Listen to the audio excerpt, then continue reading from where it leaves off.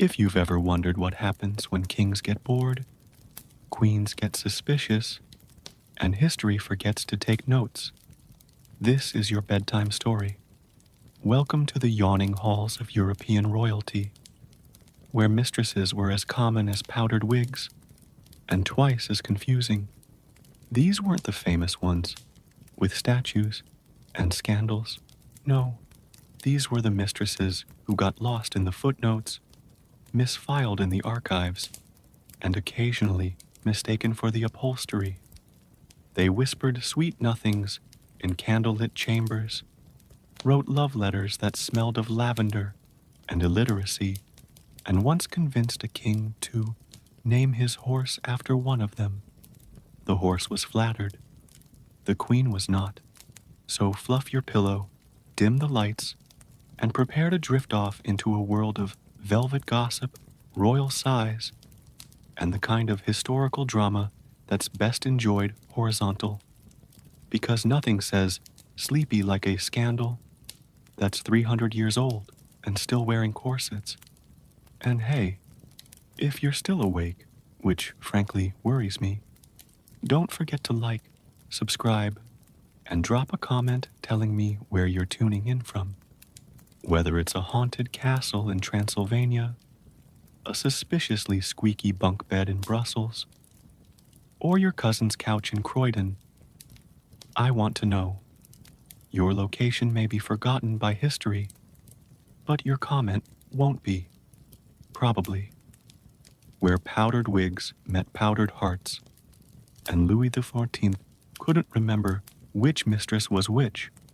Versailles was a palace so large it had rooms dedicated to things no one understood. There was a chamber for whispering, a salon for sighing, and a hallway where people went specifically to forget what they were doing. It was in this gilded maze that Louis XIV, the Sun King himself, collected mistresses like decorative spoons, shiny, expensive, and occasionally useful for stirring drama. His most famous flame, Madame de Montespan, once threw a tantrum because her wig was mistaken for a small dog. Another mistress, Louise de la Vallière, tried to escape the palace by pretending to be a tapestry. She was discovered when someone leaned on her, and she said, "Ow."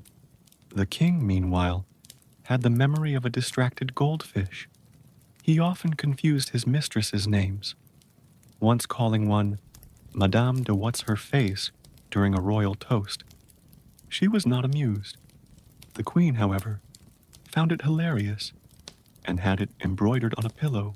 Versailles was a place where scandal floated through the air like perfume, thick, sweet, and slightly nauseating. Mistresses competed for attention with elaborate fans, dramatic fainting, and poetry so bad it made the wallpaper peel. One woman wrote a sonnet comparing the king's nose to a majestic turnip. It was not well received, but behind the velvet curtains and powdered drama, these women were more than accessories. They were clever, ambitious, and occasionally terrifying. They knew how to navigate court politics, charm a monarch, and survive a dinner party where the soup was mostly gossip, and yet history forgot most of them. Their names faded, their portraits were mislabeled, and their love letters were repurposed as napkins. But tonight, dear reader, they return, not to reclaim their glory, but to gently bore you into blissful slumber. Imagine the rustle of silk, the sigh of a chandelier, and the distant sound of someone fainting for attention. The gilded ghosts of Versailles are here to tuck you in, with powdered wigs, scandalous whispers, and one very confused footman who still doesn't know where the bathroom is. Barbara Palmer didn't walk into history. She sashayed, powdered, perfumed, and possibly accompanied by a small orchestra. As mistress to Charles II of England, she was less a woman and more a walking resume. By the time she finished collecting titles, she was the Countess of Castlemaine, the Duchess of Cleveland, and the unofficial queen of passive-aggressive eye rolls. Charles II adored her, or feared her, or possibly both. She had a talent for turning compliments into demands. "You look radiant today," he'd say.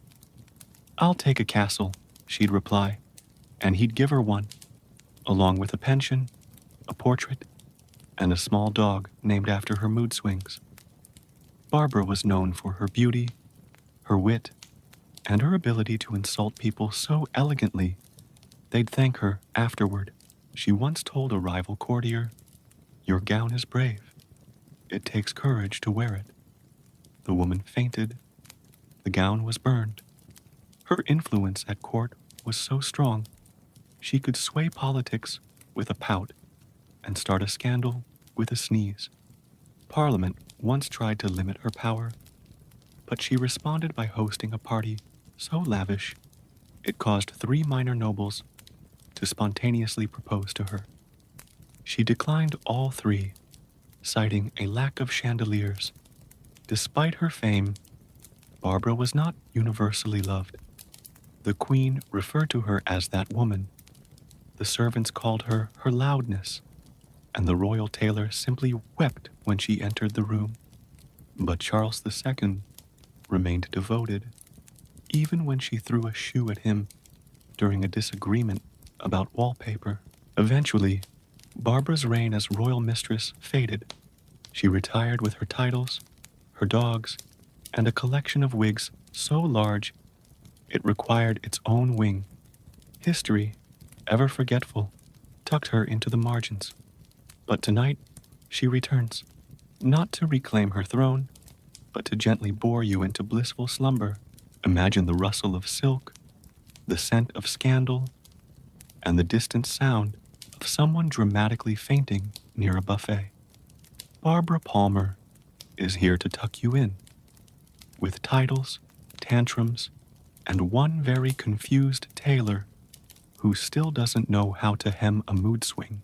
In the grand palace of Fontainebleau, where chandeliers sparkled like gossip and the floors were polished with crushed pearls, or so the servants claimed, lived a chambermaid named Lisette. She was small, swift, and suspiciously good at disappearing when chores were mentioned. Lisette had no noble blood, no fancy titles, and no idea why the king kept mistaking her for his cousin.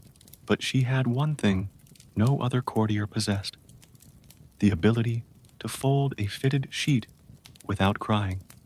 This, naturally, caught the attention of King Louis XV, who once declared, "A woman who can tame linen can surely tame my heart."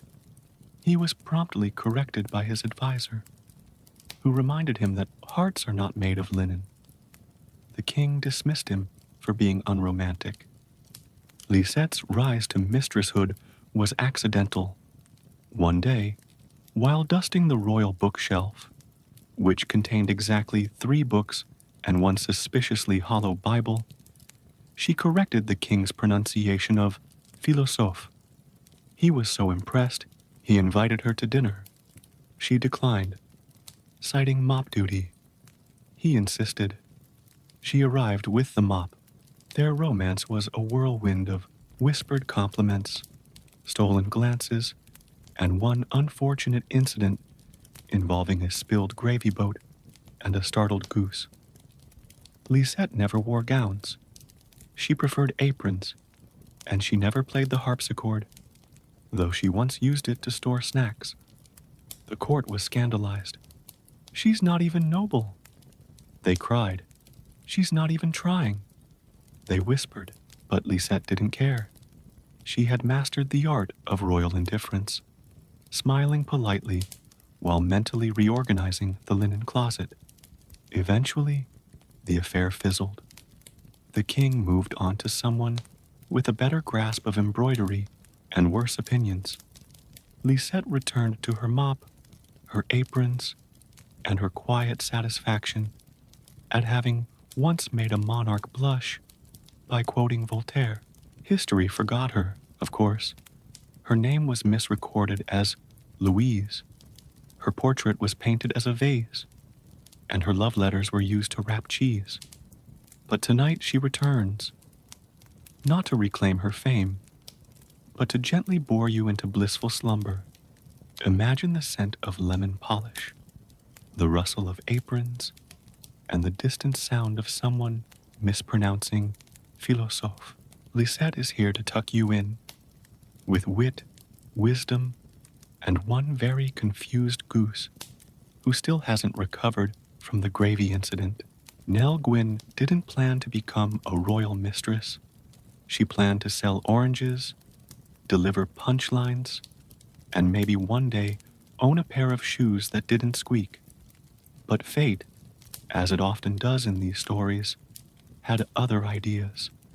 And so did King Charles II. She started as an orange seller at London's Theatre Royal, where she was known for her cheeky banter and ability to juggle citrus while insulting the audience. One day, she caught the eye of the king, not with her beauty, but with a particularly well-timed joke about his wig looking like a frightened marmot. He laughed so hard, he dropped his monocle.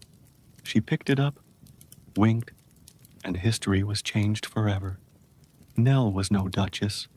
She didn't wear corsets that required scaffolding or speak French with a suspicious accent.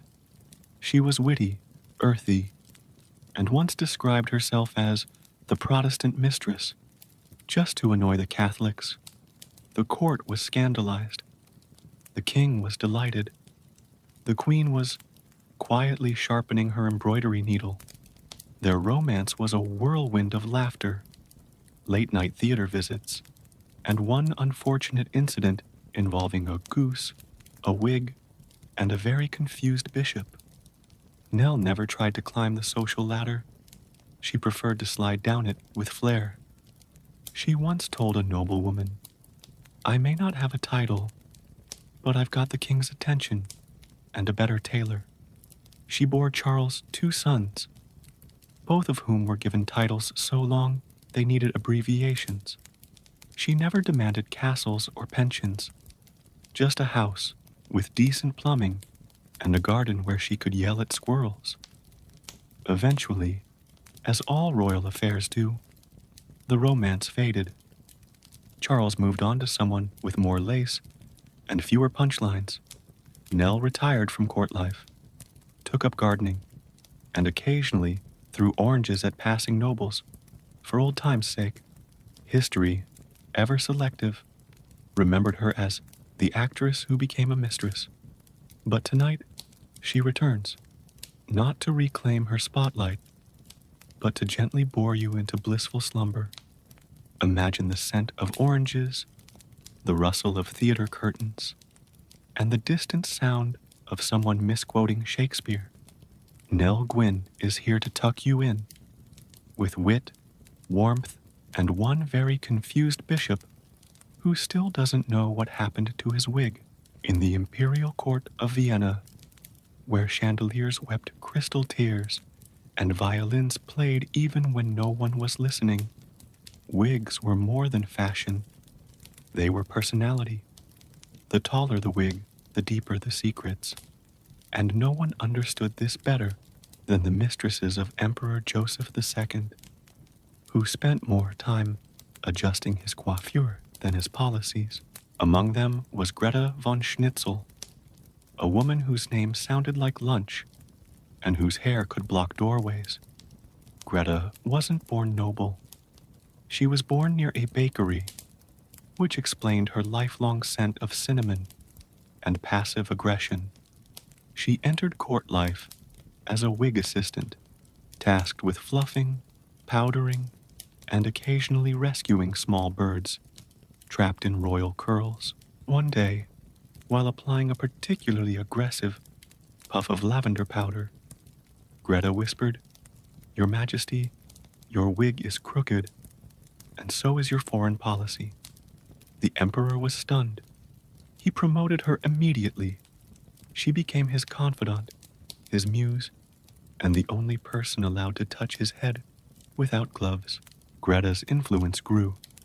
She advised on treaties, fashion, and once convinced the emperor to outlaw socks with sandals.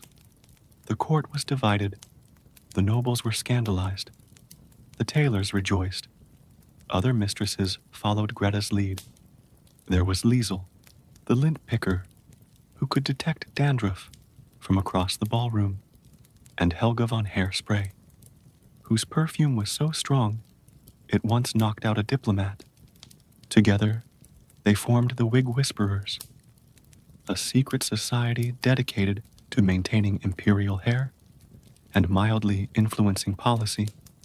Their meetings were held in the powder room, a literal room filled with powder, wigs, and one suspiciously judgmental cat. They discussed politics, hairstyles, and how to subtly insult the queen without getting exiled. Their motto, lift the wig, lift the empire. Eventually, as wigs fell out of fashion and emperors grew less fluffy, the Wig Whisperers faded into history.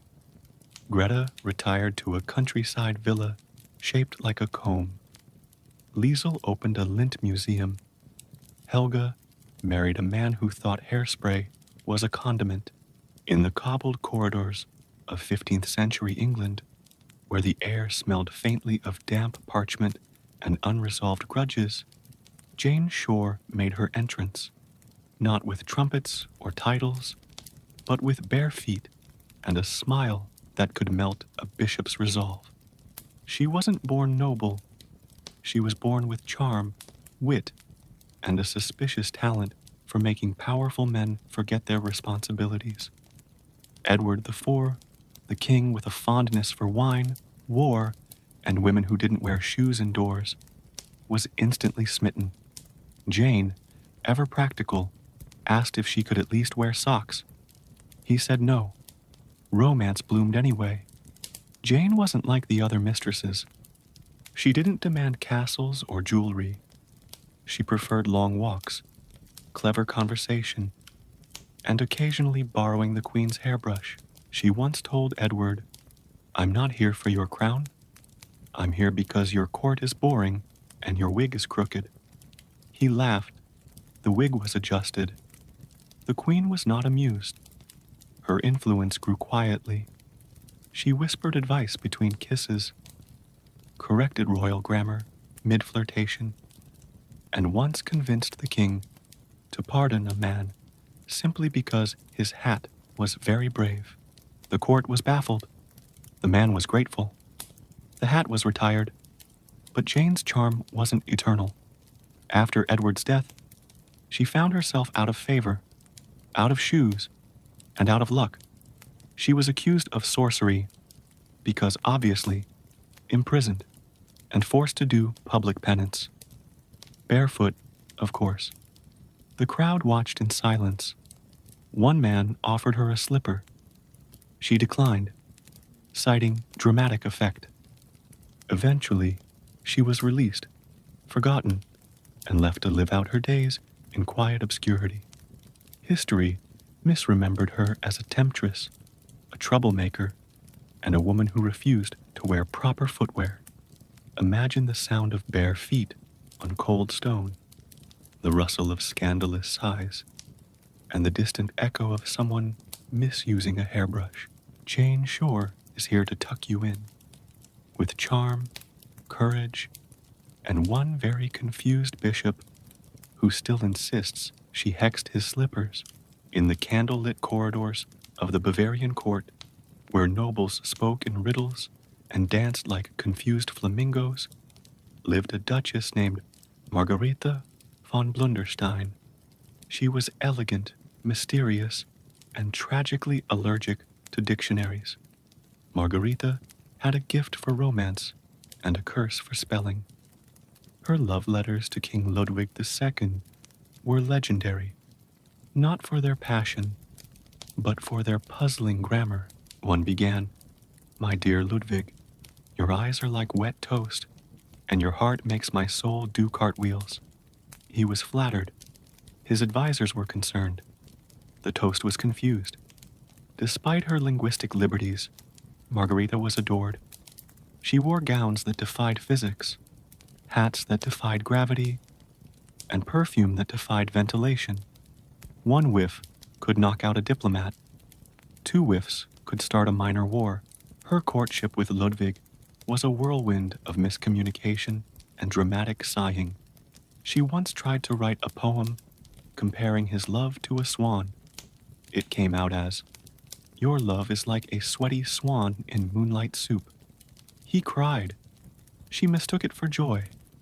The swan was unavailable for comment. The queen, naturally, was unimpressed. She referred to Margarita as that fragrant menace, and once tried to ban her from the palace library. Margarita responded by writing a letter to the queen that read, "Dear Queen, I am not a menace, I am a miracle. Yours in mist and mischief, Margie." The queen fainted. The librarian resigned. Eventually, the romance fizzled.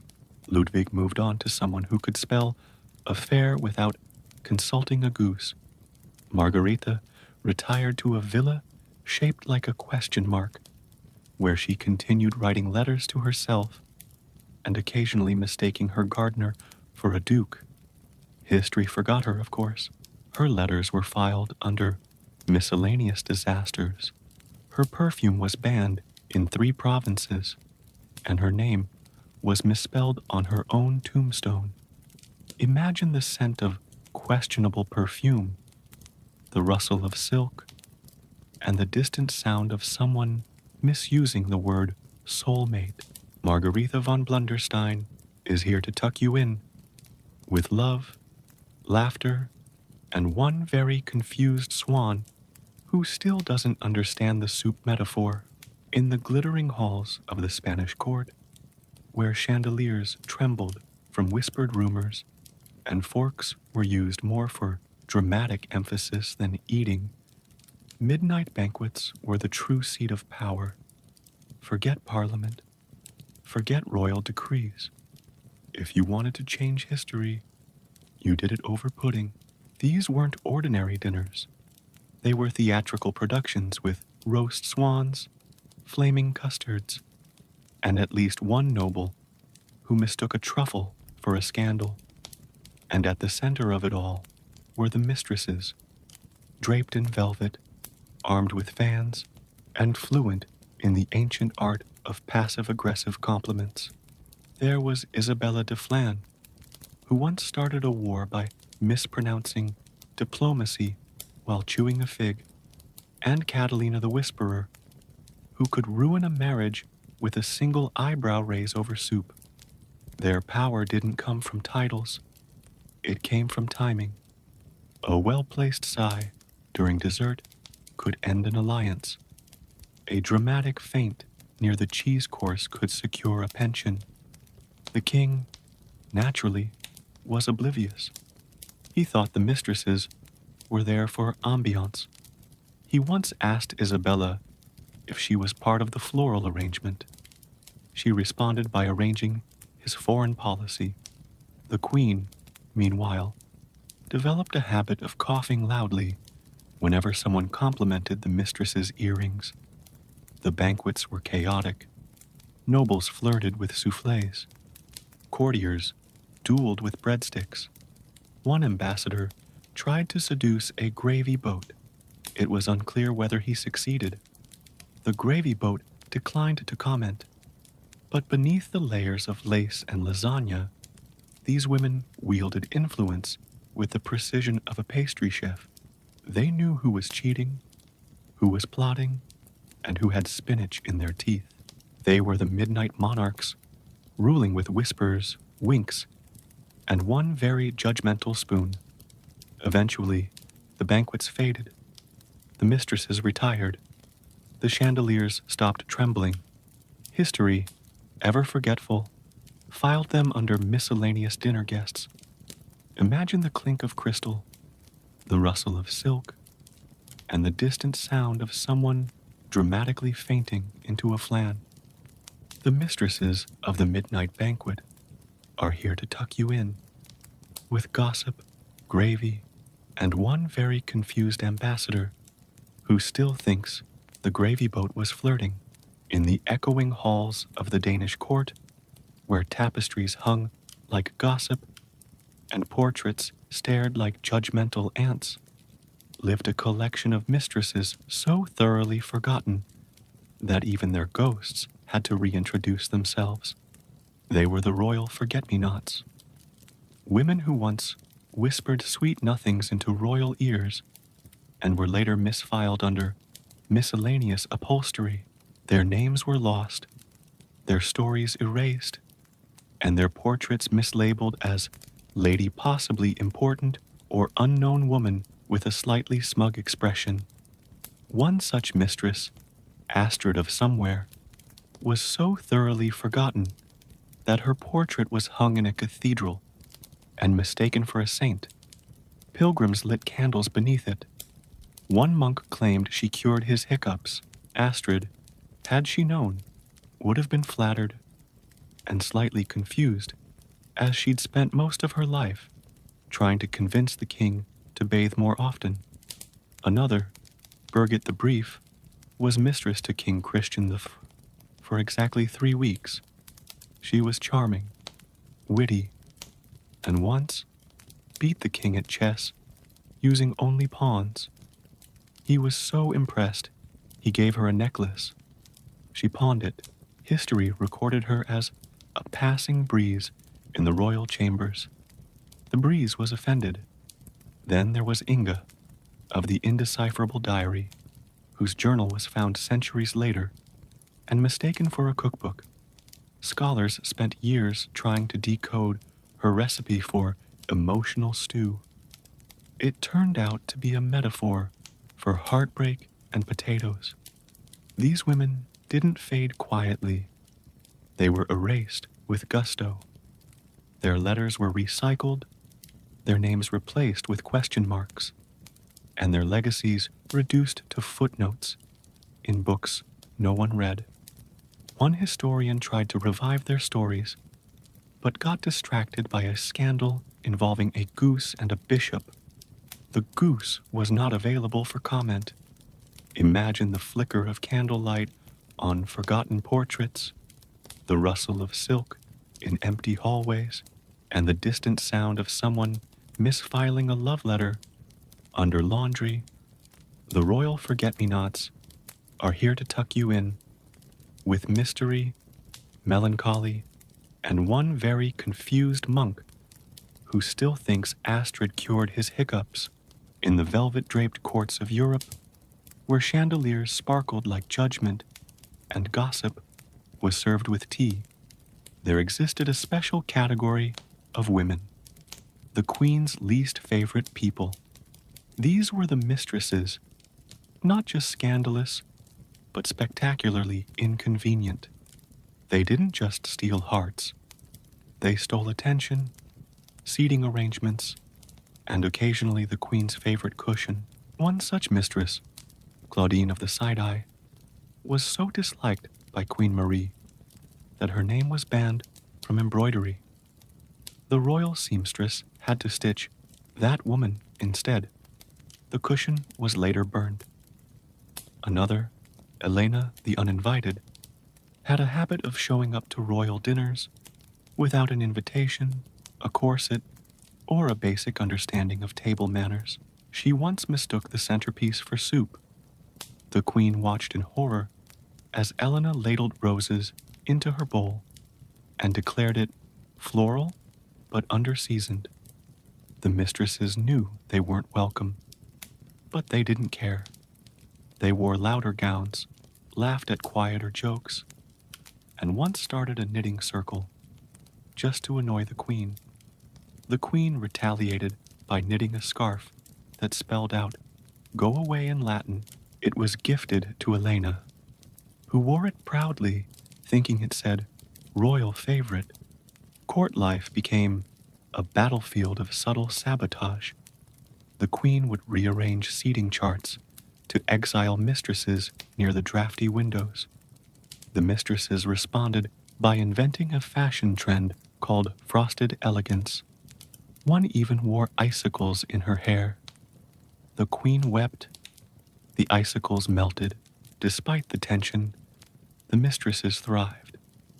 They knew how to navigate royal shade, dodge poisoned compliments, and survive a banquet where the soup was colder than the queen's smile. They were resilient, radiant, and occasionally ridiculous. Eventually, the queens outlived the mistresses. Their names were etched in history. The mistresses' names were etched in bathroom stalls. Imagine the rustle of silk, the clink of passive-aggressive teacups, and the distant sound of someone misreading Latin embroidery. The queen's least favorite people are here to tuck you in, with sass, stitches, and one very confused seamstress who still thinks go away is a compliment. In the shadowy salons of 18th century Prussia, where chandeliers trembled with intrigue and the wallpaper listened more than the guards, mistresses weren't just romantic distractions. They were intelligence assets with excellent posture. These were the mistresses who moonlighted as spies, women who could seduce a duke, decode a cipher, and still make it to supper in time for scandal soufflé. Their weapons, eyeliner, innuendo, and an uncanny ability to overhear secrets while pretending to admire the drapes. One such mistress, Frederica von Wink, was known for her beauty, her charm, and her habit of hiding coded messages in her corset. She once passed military plans to a foreign agent by blinking in Morse code during a masquerade ball. The agent misread it and invaded the wrong country. The ball was considered a success. Another, Sophie the Subtle, used her position as royal confidant to gather intelligence on trade routes, troop movements, and which noble had the worst breath. She kept her notes in a diary disguised as a cookbook. One recipe for espionage éclair was later discovered to be a map of naval deployments. The court was suspicious. The queen was furious. The king was oblivious. He once asked Frederica if her corset squeaked because of espionage. She replied, "No, Your Majesty. It squeaks because it's tired of secrets." He nodded solemnly and ordered a squeak-free corset for himself. Not all their missions were successful. One mistress tried to intercept a letter by disguising herself as a pigeon. She was caught, questioned, and accidentally fed breadcrumbs. Another tried to eavesdrop by hiding in a vase. She sneezed. The vase was retired. Eventually, the spy mistresses faded into history. Their secrets were buried, their corsets retired, and their eyeliner discontinued due to excessive trauma. Imagine the rustle of silk, the glint of coded glances, and the distant sound of someone confessing state secrets to a bird. The mistresses who, moonlighted as spies, are here to tuck you in, with mystery, mascara, and one very confused pigeon who still thinks he's part of a coup. In the plush boudoir of Imperial Europe, where pillows were embroidered with passive-aggressive poetry, and bedtime was less about sleep and more about strategy, pillow talk was a dangerous sport, especially when the talker was a king and the listener was a mistress with excellent memory and questionable discretion. Take Empress Josephine's successor, a mistress named Colette de Murmure, whose name literally meant whisper. She was charming, clever, and had the unique ability to turn a bedtime story into a diplomatic incident. One night, Napoleon, tired, emotional, and slightly over-sugared from dessert, muttered something about invading the cheese-loving provinces. Colette, ever attentive, took notes. The next morning, 3 generals were mobilized. The cheese-loving provinces were alarmed. The cheese was confiscated. Colette wasn't the only mistress with weaponized whispers. There was Matilda of the mattress, who once convinced a monarch to change his entire naval strategy by comparing it to a poorly made bed. Too many lumps, she said. The admiral resigned. The bed was remade. Then there was Lucia, the listener, who never spoke, but remembered everything. She once recited an entire treaty from memory while brushing her hair. The treaty was signed. Her hair was applauded. Pillow talk became a nightly ritual of flirtation, policy, and mild confusion. Kings confessed secrets they didn't mean to share. Mistresses offered advice they didn't mean to give. One monarch accidentally declared war on a neighboring duchy while trying to compliment his mistress's nightgown. The duchy retaliated with strongly worded embroidery. The queens naturally were suspicious.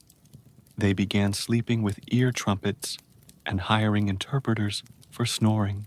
One queen even installed a diplomatic pillow, stuffed with neutrality and scented with lavender. It was stolen by a mistress and used to negotiate a trade deal. Eventually, the era of pillow diplomacy faded. The mistresses retired. The pillows deflated. History forgot the bedtime negotiations, the whispered treaties, and the waffle-fueled declarations. Imagine the rustle of silk sheets, the scent of lavender diplomacy, and the distant sound of someone misinterpreting a compliment as a military order. The pillow talkers of history are here to tuck you in, with whispers, waffles, and one very confused emperor who still thinks invade means I love you. In the candlelit corners of royal courts, where quills scratched secrets and ink spilled drama, some mistresses believed they were poets. They were not. But that didn't stop them from rhyming love with dove, heart with fart, and destiny with spaghetti. These were the mistresses who wrote terrible poetry, women who poured their passion into parchment and produced prose so perplexing even the paper tried to escape. One such mistress, Antoinette de Métaphore, once wrote a sonnet comparing the king's smile to a soggy biscuit in the rain. He was flattered. The biscuit was offended. Another, Beatrix of the Broken Meter, penned a 47-line ode to her lover's elbow.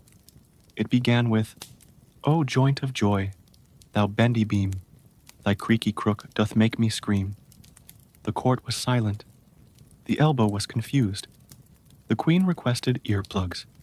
Then there was Lucinda the lyrical, who believed every emotion deserved a limerick. She wrote one about betrayal that began, "There once was a duke from Kent, whose loyalty came and went. It ended with a duel, a pie fight, and one nobleman exiled for excessive rhyming. Their poetry was everywhere, stuffed into drawers, hidden in wigs, and once mistaken for a treaty. One stanza caused a diplomatic incident when it was read aloud at a banquet. The ambassador thought it was a threat. It was actually a haiku about longing and soup. The mistresses held poetry readings in the royal garden, where birds fled and flowers wilted. One squirrel fainted. The king attended once, applauded politely, and never returned. The queen sent a basket of lemons with a note that read, "For your sour verses." Eventually, the poetic mistresses faded. Their verses were buried, their rhymes retired, and their metaphors mercifully forgotten. But tonight, they return, not to reclaim their literary legacy, but to gently bore you into blissful slumber. So close your eyes. Imagine the rustle of parchment, the scent of ink and desperation, and the distant sound of someone rhyming kiss with abyss. The mistresses who wrote terrible poetry are here to tuck you in, with stanzas, sighs, and one very confused biscuit who still doesn't understand the metaphor. In the manicured gardens of the French court, where hedges were trimmed with mathematical precision and roses were judged for their attitude, scandal grew like ivy, clinging to statues, curling around fountains, and occasionally whispering secrets to the begonias. These weren't ordinary gardens. They were gossip ecosystems, carefully cultivated by mistresses who knew that the best place to ruin a reputation was under a lilac bush. One such mistress, Fleur de Faux, claimed she could identify a noble's secrets by the way their tulips leaned. The tulips, for their part, leaned dramatically. Fleur hosted floral salons where courtiers gathered to sip rose water and exchange rumors disguised as gardening advice. "Your peonies are wilting," she'd say. "Must be the stress of your husband's affair." The peonies wilted harder. The husband panicked. Another mistress, Camille the cultivator, used her garden as a diary. She planted one flower for every scandal she witnessed. By the end of the season, she had a hedge shaped like a love triangle and a patch of marigolds spelling out, "He-yes, not yours." The queen was not amused. The marigolds were confiscated. Then there was Lisette of the Larkspur, who claimed her roses could blush when embarrassed. She once brought a bouquet to a royal banquet and whispered, "They know what you did." The roses turned pink. The duke fled. The dessert was delayed. The gardeners were confused. The nobles were terrified. One ambassador tried to negotiate with a daffodil. It did not respond. The mistresses, meanwhile, thrived, planting secrets, pruning reputations, and occasionally mistaking fertilizer for flattery. Eventually, the gardens fell out of fashion. The mistresses retired. The flowers stopped gossiping. History forgot the floral feuds, the petal-based politics, and the scandalous shrubbery. Imagine the scent of scandalous blooms, the rustle of silk among the hedges, and the distant sound of someone whispering to a tulip. The royal garden of scandalous blooms is here to tuck you in, with petals, pettiness, and one very confused ambassador who still thinks the daffodil was judging him. In the glittering ballrooms of European courts, where chandeliers sparkled like judgment and violins wept politely, dancing was more than entertainment. It was survival. One wrong step could ruin a reputation. One twirl too many could start a rumor. And one mistress, Clarice of the Calamity, once pirouetted directly into a punch bowl. Clarice wasn't born to dance. She was born to trip gracefully. Her curtsy resembled a controlled collapse, and her waltz had the rhythm of a startled goat. Yet somehow, she caught the eye of King Ferdinand III, who mistook her stumble for a flirtatious flourish. Romance bloomed. So did bruises. She wasn't alone. There was Beatrice the Bumbler, who once attempted a minuet and accidentally invented a new form of interpretive flailing. The court was stunned. The queen applauded out of confusion. The choreographer resigned. Then came Sophia of the sidestep, who never quite understood the concept of leading. She once led a duke into a decorative fountain. The duke declared it refreshing. The fountain was drained. Dancing mistresses became a courtly hazard. Banquets included disclaimers. Ballrooms installed extra cushions. One nobleman wore armor to a gala just in case he was mocked. He was also the only one who didn't end up with a sprained ankle. Despite their lack of coordination, these women were adored. Their charm lay not in their footwork, but in their fearless flailing. They danced like no one was watching, and everyone was. They turned embarrassment into elegance and missteps into memories. Eventually, the music faded, the mistresses retired, the ballrooms grew quiet. History forgot the twirls, the tumbles, and the time Clarice mistook a chandelier for a dance partner. Imagine the rustle of silk, the shuffle of uncertain slippers, and the distant sound of someone apologizing to a chair they just curtsied into. The mistresses who couldn't dance are here to tuck you in with rhythm, resilience, and one very confused punch bowl that still smells faintly of regret in the opulent drawing rooms of the Habsburg court, where curtains swished like secrets and nobles sighed louder than the orchestra. One piece of furniture reigned supreme, the fainting couch. It was not just a seat, it was a stage, a sanctuary, and occasionally a weapon. Mistresses adored it, queens feared it, footmen avoided it. The couch, upholstered in scandal and stuffed with sighs, became the unofficial throne of emotional overreaction. One duchess, Henriette of the dramatic pause, fainted so often she had her own schedule. Mondays were for heartbreak. Wednesdays were for betrayal. Sundays were reserved for existential ennui. Henrietta's fainting technique was legendary. She could collapse with grace, land with precision, and still manage to clutch a fan mid-swoon. Once, she fainted before a royal decree was even announced. I sensed disappointment, she explained. The decree was about wallpaper. Another mistress, Clara the Collapse, used the couch as a negotiation tool. She'd faint whenever the king refused her requests. No diamonds. Thud. No carriage. Thud. No second dessert. Thud. The king eventually gave her everything, including a fainting couch with wheels. Then there was Margot of the melodrama, who fainted so frequently that the court physician installed a bell on the couch. It rang every time she hit the cushions. One day, it rang so often the palace thought it was under attack. It was just Margot, reacting to a lukewarm compliment. The couch itself became famous. Nobles posed beside it. Poets wrote odes to it.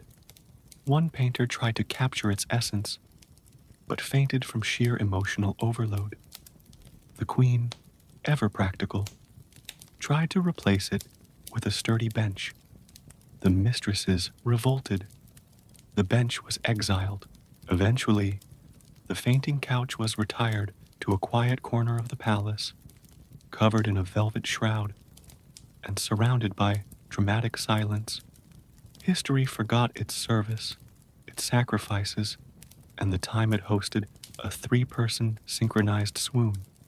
Imagine the creak of antique upholstery, the rustle of silk mid-collapse, and the distant sound of someone fainting over a misplaced comma.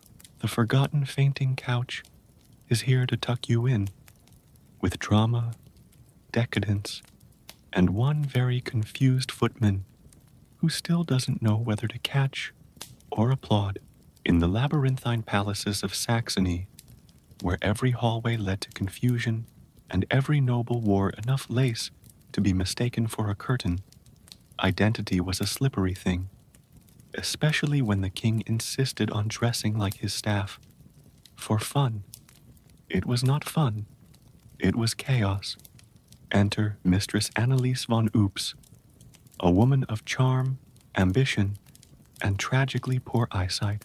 One evening, she spotted a man in a powdered wig, holding a goblet and issuing orders to a footman. Naturally, she assumed he was the king. She curtsied, flirted, and whispered, "Your Majesty, your goblet glows like your wisdom." The man blinked. He was the butler. The real king, standing nearby in a slightly less shiny wig, watched in horror as Anneliese proposed a treaty, a dance, and possibly marriage, all to the man who polished his silverware. The butler, Otto the Alarmed, tried to explain. Anneliese mistook his panic for royal modesty. The treaty was signed. The dance was performed. The marriage was narrowly avoided. This wasn't an isolated incident. Another mistress, Greta of the Glance, once serenaded the royal gardener, thinking he was the Duke of Brandenburg.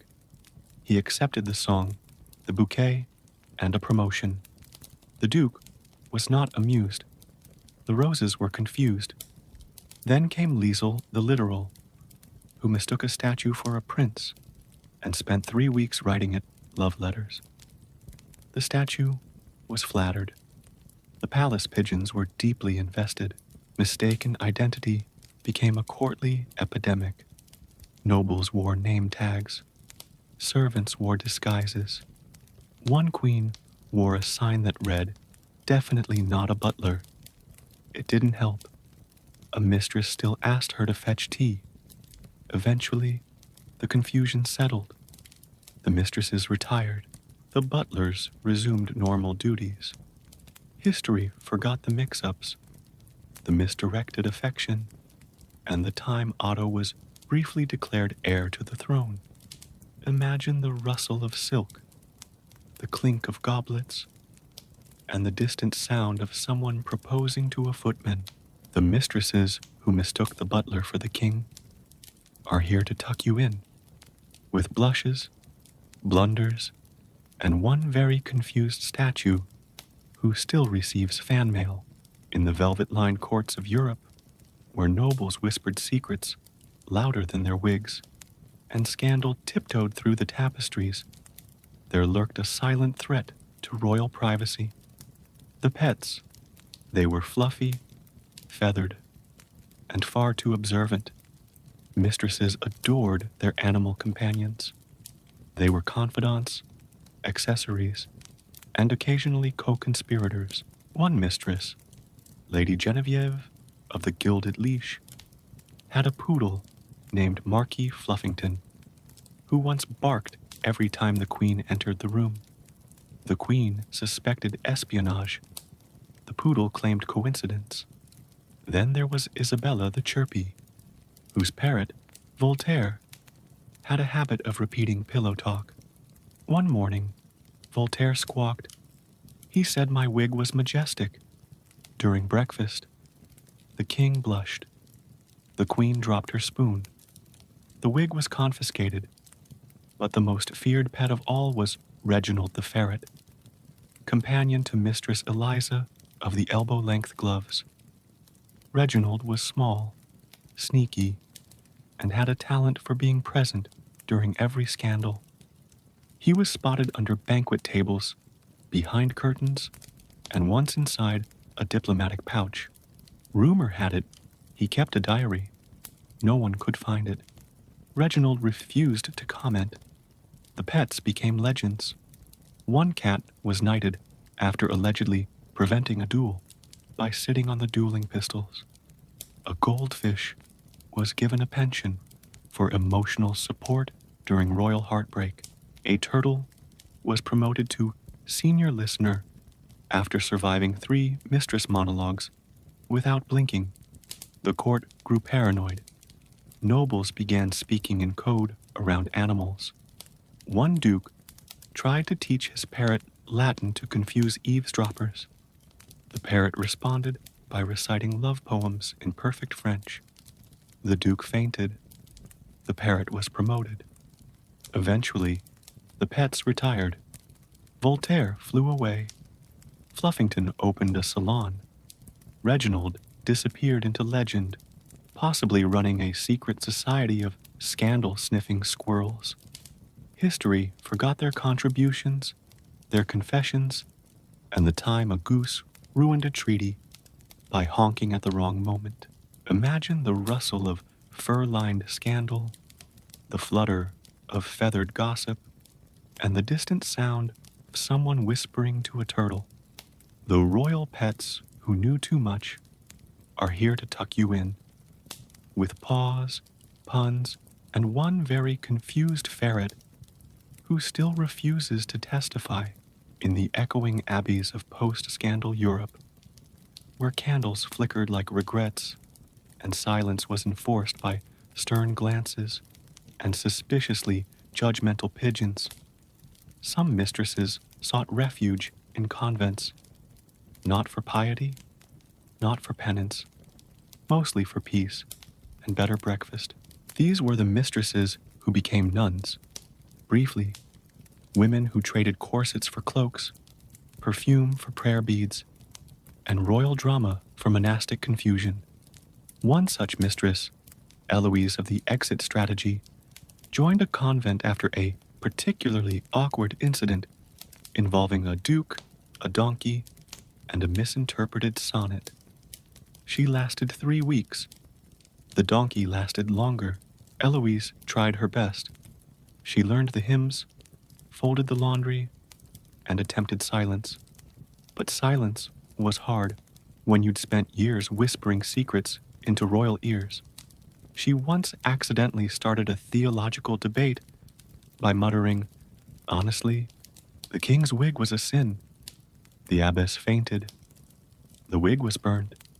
Another mistress, Beata the Brief, joined a convent to escape a scandal involving a misplaced love letter and a bishop's hat.